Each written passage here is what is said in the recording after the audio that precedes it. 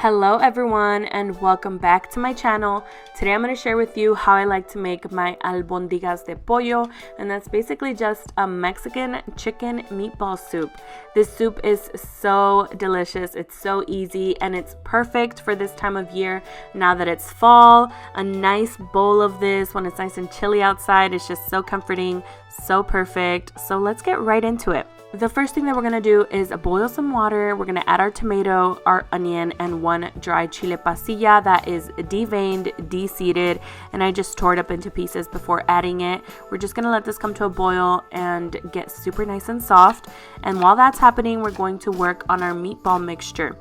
To our ground chicken, we're going to add some finely chopped onion. Make sure it's super fine so you don't even notice it in there. And then we're going to take a handful of cilantro. That's me showing you a handful. We're going to chop this up super fine as well, and this is just going to add so much flavor to our chicken meatballs. And once we've done that, we're just going to throw it in our bowl as well, and then we're going to season with some freshly cracked black pepper, a nice generous amount, and then our salt as well. You can season with other things if you'd like. You can add garlic powder, oregano, whatever you want to. And then we're going to add our raw white rice, and then we're also going to add one raw egg. And then we're just going to take our spoon and give this a good mix, just until all of our mix-ins are evenly distributed throughout our ground chicken. You can do this with your hands if you want to get down and dirty. My mom always uses her hands, but I just don't like to put my hands into raw meat. And then once it is all mixed in, this is how it should look. And now we're just going to form our meatballs. I'm going to take my spoon and try to scoop up the same amount of mixture every time. But if you don't feel comfortable eyeballing it, you can use an ice cream scoop to measure, or a tablespoon, whatever you'd like. I'm just going to take the mixture and roll it up between my hands. I'm not putting a crazy amount of pressure or anything. This is a soft mixture, so I'm just making sure to mold it into a sphere. I'm putting this all on a paper plate. This is going to give us about 18 balls, and I'm just going to put them in the refrigerator, set them aside until I'm ready to use them once I've rolled them all up. And then we're going to work on our veggies. I'm taking carrots that I have already peeled, and I'm just cutting them on a diagonal into 1/2-inch pieces. And then I'm going to work on my zucchini. I thought I was going to use 2, but I only used 1. You can of course use more or less, whatever you'd like. I'm going to cut these into half moons, and I'm also going to make sure that I'm doing about 1/2-inch thickness. You want to make sure that they're not too thin, because then they're just going to fall apart in your soup. So once I've done that, I'm going to set them aside as well. And then I'm taking these small white potatoes, and I'm just going to cut these in half since they're already small. You can use any other kind of potato though that you have, russet potatoes, yellow Yukon potatoes, whatever you have, just cut them into good bite-sized pieces. And this is what our veggies look like when they're all chopped up.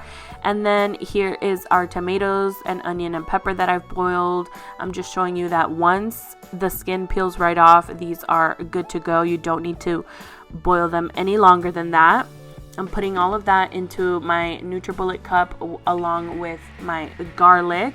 And I'm just going to blend this up until it is super smooth. And then I'm just going to put a large pot over medium heat, and we're going to heat up some oil. Once it's hot, we're going to add our tomato mixture that we just pureed. We're going to give that a quick little stir, and we're going to let this come to a boil, and we're going to let it boil for about 5 minutes. We just want all of those flavors to develop and our tomato to get nice and sweet. And we're going to give it a stir every couple minutes. And after those 5 minutes, it's going to be time to add all of our liquid. And we're adding 4 cups of low sodium chicken broth. I like the low sodium kind because it helps me control the amount of salt that there is in my soup. and then I'm gonna add 4 cups of water. I'm adding so much liquid because I like this soup to be really soupy, but you can afford to add 1 or 2 less cups of liquid if you'd like. Then I'm going to season with some chicken bouillon. I love this stuff. It makes everything so delicious. I'm going to give that a little stir, and then I'm going to bump my heat up to about medium high. I'm going to put my lid on this, and I'm going to let this come to a boil. Once we have a rolling boil going on, it's time to add our meatballs. We're going to add them in one by one, and I'm kind of going in a circle here because I don't want to just dump them all on top of each other. I want to make sure they all have space in there. And we're going to do this really carefully because, like I said, this is a soft meatball mixture, so you don't want any of them to fall apart while you're putting them in your pot. And once they're all in there, we're going to just put a lid on this. We're going to let this come to a boil, and we're going to let them cook for about 12 minutes. After that, this is how they look. They're kind of all floating at the top now. And then we're going to add our vegetables. We're going to add them at different times because they take different times to cook. And so since our carrots take the longest, we're going to add those first. We're going to add them carefully, give them a little stir. And then we're going to taste our soup to make sure it is well seasoned. And of course, mine needed a lot more salt, so I added some more. You can add salt or chicken bouillon, whatever you prefer.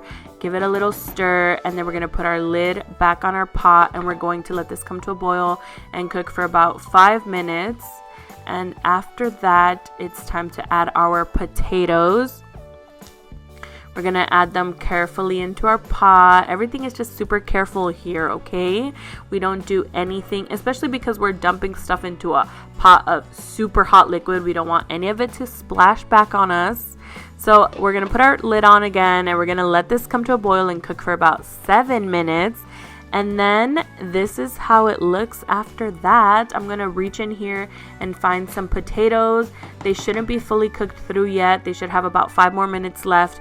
And that's how I know that it's time to add our zucchini. So I added all of those in there, gave it a nice quick stir again.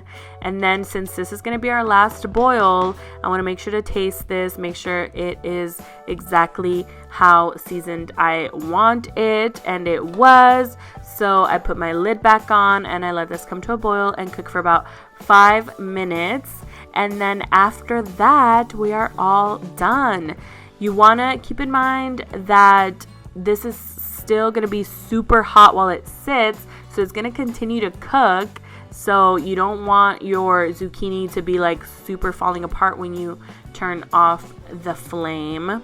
You want them to still have a little bit time left, and then when you serve it, they're going to be super soft and ready to go. But yeah, we are all done now. Now you have this wonderful, delicious soup to enjoy. I hope that you try this recipe out at home, and I hope that you love it as much as I do. Thank you so much for watching. If you like this video, please give it a thumbs up. If you haven't yet, please subscribe to my channel so you don't miss out on any future recipes. I post every Wednesday and Saturday. Also, follow me on Instagram for more food content. And till next time, bye.